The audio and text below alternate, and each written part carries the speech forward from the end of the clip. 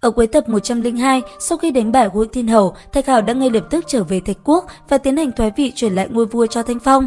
Sau đó, anh ấy liền đi tới Tam Sinh Sơn để tiến hành tu luyện, điều này cũng bởi anh ấy không muốn địch nhân làm hại đến người thân của mình. Và rất nhanh, ở tại Tam Sinh Sơn, Thạch Hạo cũng bắt tay vào quá trình nghiên cứu bảo thuật. Nương theo đó, khối cốt trước ngực cũng liền phát sáng.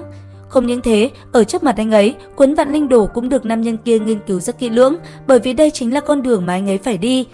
Cuối cùng, sau khi nghiền ngẫm Vạn Linh Đồ, Thạch Hạo lại tiếp tục nghiên cứu phù văn trên khối cốt của mình. Bây giờ, sau nhiều lần quyết chiến vào sinh ra tử, anh ấy mới hiểu được bảo thuật của bản thân mình mới là mạnh nhất. Và cũng trong lúc đó, ở tại một tế đàn cổ, Tần Hạo hiện tại vẫn đang trong trạng thái bế quan tu luyện.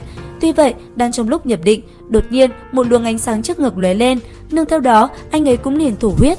Dường như khối cốt của anh ấy đã phát sinh chuyện gì đó.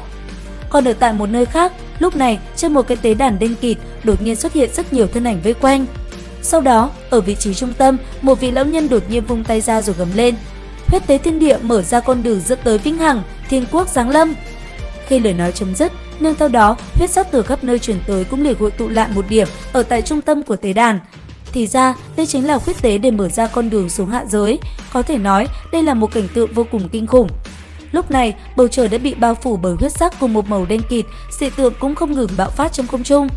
Và cùng lúc đó, ở một tòa cung điện cổ, đám người đứng đầu các thế lực lớn trong thượng giới cũng bắt đầu hành động. Trong nháy mắt, rất nhiều sinh linh xuất sắc đang nhen nhóm thần hỏa dưới sự tuyển chọn cũng liền xuất hiện và cùng nhau đi vào lò luyện hư không. Sau đó, đám người thượng giới bắt đầu kết ấn, nương theo đó, một khe hở liền mở ra và thông qua đó, lò luyện hư không kia liền đi thẳng xuống hạ giới. Bởi vậy, ngay lập tức, từ trên bầu trời, một màn mưa máu liền xuất hiện. Ở trung tâm của dị tượng, một chiếc lò luyện hư không cũng liền bay xuống. Ở phía dưới, chứng kiến là mưa máu đang rơi trên bầu trời, có rất nhiều người cảm thấy sợ hãi. Đây là chiến thiên ý, dường như có người đang chống lại trời. Cuối cùng, một tiếng vang thật lớn nổ ra, tia chớp biến mất, lôi phạt tán loạn, cảnh tượng kỳ lạ đều biến mất. Ở thượng giới, trong cung điện cổ xưa, một vài bóng người được bao phủ khí hỗn độn, lảo đảo thối lui, miệng phun đầy máu, hiển nhiên họ đã bị phản vệ. Cuối cùng, sau khi thành công, họ cũng liền hóa thành những luồng ánh sáng rồi biến mất trong hư không. Còn dưới hạ giới, sau cảnh tượng khi nãy, ở bên trong lò luyện hư không kia, 7 nhân vật cực mạnh đã xuất hiện, dự báo đây sẽ lại là một đại kiếp. Và cũng trong lúc đó, ở tại Hoàng cung Thạch Quốc, thông tin về chuyện vừa rồi rất nhanh cũng được Thanh Phong chuyển tới cho Thạch Hạo. Biết được tin này, trên gương mặt Thạch Hạo lộ rõ vẻ u sầu. Hiển nhiên, chuyện mình lo lắng nhất cuối cùng cũng tới. Bởi vậy, Thạch Hạo đã quyết định trở về Thạch Thôn một chuyến chào từ biệt mọi người cùng gia đình, sau đó nhanh chóng trở về Thạch Quốc. Cầm con hạc giấy trong tay, chậm rãi bước đi trên con đường phồn hoa mọi khi, cảm giác bất an cũng liền hiện lên trên gương mặt của Thạch Hạo. Lúc này đây, bầu trời đã nhuộm một màu đỏ rực, thậm chí hoàng cung lúc này cũng đã bị bao phủ bởi vô số hoa bỉ ngạn. Chậm rãi bước đi trên con đường đầy hoa, Thạch Hạo liền có dự cảm chẳng lành, và quả nhiên sau khi đi tới hoàng cung, dự cảm của Thạch Hạo là đúng. Lúc này đây, đập vào mắt của Thạch Hạo chính là 3 tên thần hòa cảnh của thượng giới. Trong đó, một tên là Kim Cốt, người của Minh Thổ, một tên là Xuyên Sơn Giáp, hung thú tới từ Thú Hải, còn tên còn lại, hắn ta chính là Dương Ly, người của Học viện Âm Dương, viện trưởng của hắn chính là tên đạo nhân Âm Dương bị Liễu Thần lấy mạng. Tuy vậy lúc này, ở phía dưới chân hai tên đó chính là Thanh Phong. Chứng kiến cảnh tượng này, Thạch Hạo đã phẫn nộ tới cùng cực.